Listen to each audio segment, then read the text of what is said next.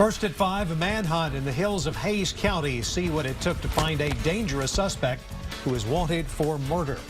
After being on the run all night and day, sheriff's deputies catch a man wanted for murder. He's the suspect here, Luis Antonio Ramos. He is now in custody, caught around 2:45 this afternoon. Ramos was wanted for the shooting death of a man in Driftwood last night. Deputies found him in Wimberley, about 12 miles away from that crime scene. Chris Sadeghi is on Toto Lane in Driftwood, where that deadly shooting happened. Chris?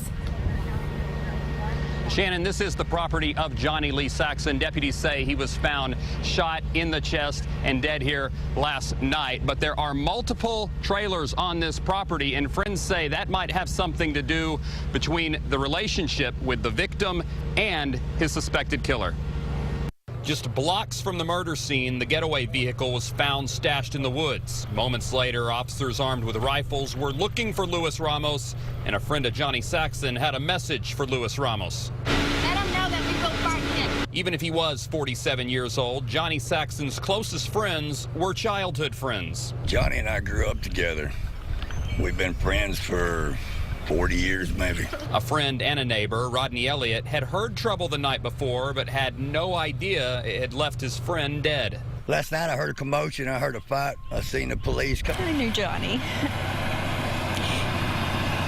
We grew up together. It's just taking my brother away. Another lifelong friend, Patricia Blair, said Saxon was going to allow Ramos to live in the second trailer on his property. Him and Johnny made a deal to fix up the mobile home, and he could stay in it. As we were talking to friends, officers warned us things could get dangerous. Slender guy, but... I'm gonna interrupt y'all, I'm sorry. We're about to be tracking a murder suspect through this area. If y'all can, stay inside. A suspect they found only after a neighbor and friend was lost. This is really kind of devastating.